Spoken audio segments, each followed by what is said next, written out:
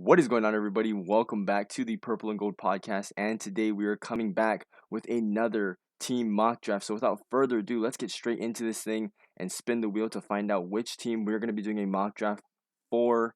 Again, if you have any suggestions for a team that you want to see, leave it in the comment section below. But today we're going to be working with the Houston Texans, a team that's going to be drafting very high this year and desperately needs a lot of help. They currently don't even know who their head coach is yet. So this is going to be an interesting one to work on here. Now, Davis Mills is the quarterback currently of the team. He had a very promising, ending stint to the season. So maybe we work around him a little bit. We'll see.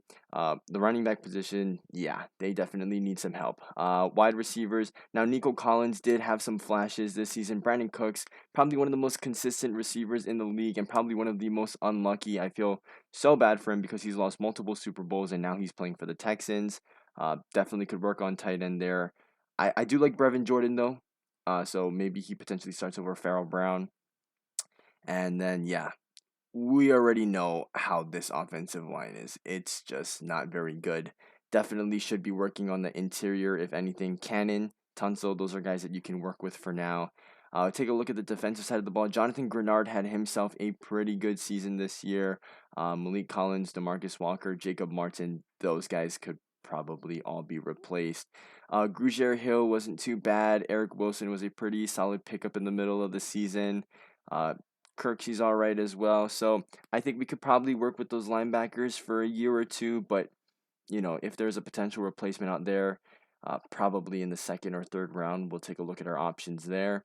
Cornerback, yeah, probably could use some help. Desmond King, obviously the best cornerback on this team. But, yeah, cornerback is definitely a big hole that needs to be filled. And safeties, I think we can work with Justin Reed, but Eric Murray could be replaced. So there are a lot of guys who it's like, you know, we can work with you, but it would be nice to replace you if we possibly can.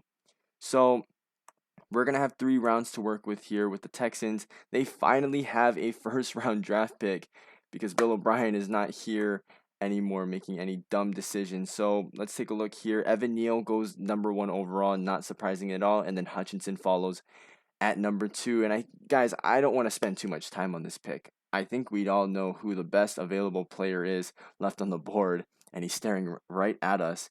It's Kyle Hamilton, the safety out of Notre Dame. If you've watched this guy play at all, you know that he is a beast. And I mean, when I say that he's all over the field, I mean he is literally all over the field. Sometimes he's in the backfield, sometimes he's playing all the way back deep, making an interception. Sometimes he's coming up into the middle of the field, making a nice tackle.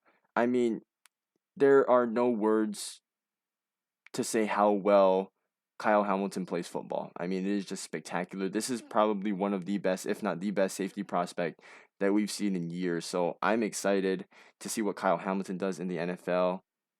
And because we're drafting for the Houston Texans, why not bring him on our squad? That is a great pick to have at number 3 overall. And it looks like we're going to have to just wait a while. But now, I know we talked about, potentially bringing in a quarterback, but it seems like the team was kind of rallying around Davis Mills at the end of the season. He was actually being kind of productive. Some people arguing that he was probably the best quarterback after year 1 out of the rookie class last year. And I think that is a debatable topic. So, he's a smart guy. He comes from Stanford. He definitely has some potential.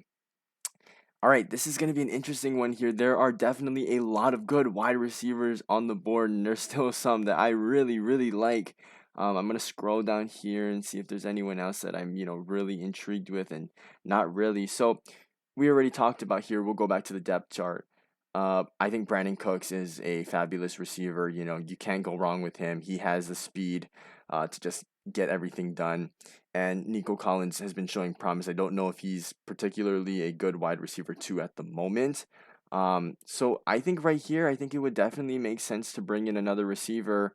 And I think why not make this group faster, right? I mean, you know, guys like Tyreek Hill, I mean, that is the ceiling for guys with tons of speed. And who doesn't want speed on their team? Now, maybe some of you guys can already infer that I'm talking about Jahan Dotson from Penn State, who we're going to make our pick here. Um, this guy is not a one-trick pony. He's not a guy like Jalen Rager who's only good at one thing. And, saying that he's good at something is even a stretch. Um, but I think that this guy, he is just so explosive. He knows how to get open. I mean, there are so many plays where it's just like no one's covering him.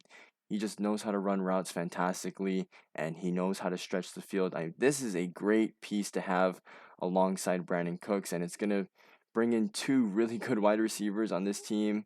In addition to Nico Collins, you have three good wide receivers lining up for your team. It's gonna make Davis Mills' life so much easier. I have Jahan Dotson this year as my second wide receiver in this year's class behind Jamison Williams.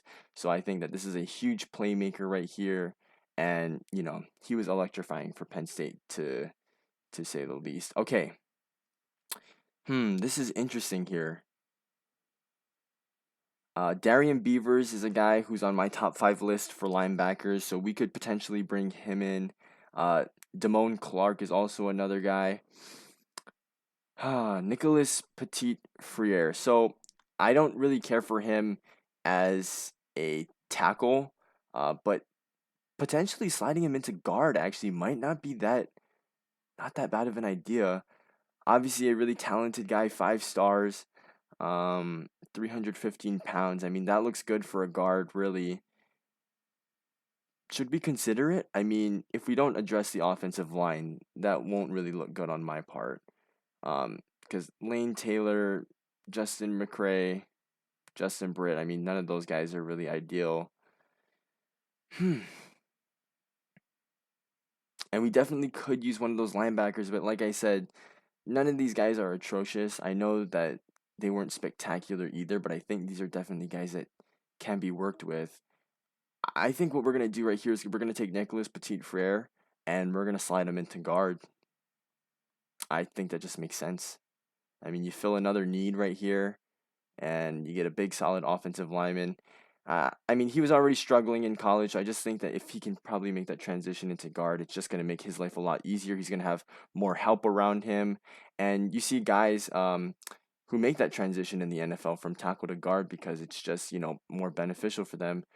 You've seen it work for guys like Eric Flowers, who initially was drafted as a tackle for the New York Giants. He gets signed with the Washington football team, now the Washington Commanders, slides into guard, and he has revamped his career. So, hoping the same can happen with Nicholas Petit Friere. I just don't see him having much of a future as a starting tackle in this league. All right, we're here at pick 80 in the third round, and maybe we take a chance with one of these linebackers. I also do really like Jalen Weidemeyer. This could be another weapon that we bring in for Davis Mills. I think I want to head into that direction. I really do like both of these linebackers that are still on the board. Damone Clark over Darian Beavers, though. I'm not quite sure if we have another pick, but if this is my last pick, I mean, what a home run hit this would be if we can get Jalen Weidemeyer. Um, I think this guy just has insane speed and separation ability for a tight end. And this guy was highly productive at Texas A&M. This is one of the best weapons that they had on the team, and I think that he is the best tight end in this class. So I think pair him up uh, with Brevin Jordan, and the future looks bright at the tight end position. For the Houston Texans, but if we can get more weapons for Davis Mills, that leaves no excuses for him. And Jalen Weidemeyer is a very talented guy. Let's bring him in and make this offense a little bit more explosive. So I like the way that this draft went. I don't think we have another pick after this. We're gonna see at the top. No, we don't. So we're gonna go over in a little bit. Again, if you guys are enjoying these mock drafts, hit the subscribe button because we're gonna be doing it all off season. And if you guys have any requests for a team that you want to see me do an individual mock draft on, leave it in the comment section below. I'd be more than happy to do so. But taking a look here in the first round, we were able to acquire Kyle Hamilton, who arguably might be the best player in this draft, just extremely talented. And I don't know if we've seen a safety prospect like this in a very long time. This guy makes me laugh and smile because of how good he is. And after that, we had two picks in the second round. First one being Jahan Dotson, wide receiver out of Penn State. Like I said, this guy just knows how to get open, and he was the energy of this Penn State offense this year. One of the best wide receivers in the country, in my opinion. Number 2 this year on my wide receivers list. Um, After that, we talked about Nicholas Petit-Frere, potentially bringing him in and moving him into the guard position because of the little bit of struggles that he had at Ohio State. Definitely not the worst offensive line prospect I've seen, but I'm not loving him as a tackle. So move him into guard with that 315 pounds, and let's move people on the inside. And then finally, we're gonna get Jalen Wydermyer, the tight end out of Texas A&M, just another weapon for Davis Mills to work with, and help build around for this offense, and hopefully he can be the future franchise quarterback of the team, since we didn't go quarterback with the number 3 or 37 pick. So I mean, if this is the draft that we're getting here for the Texans, I mean, I'd be pretty excited about the future. These are all very highly talented guys with just a lot of skill sets. So let me know what you guys think in the comment section below about this mock draft. I had fun doing this one. But until next time, I'll see you guys later.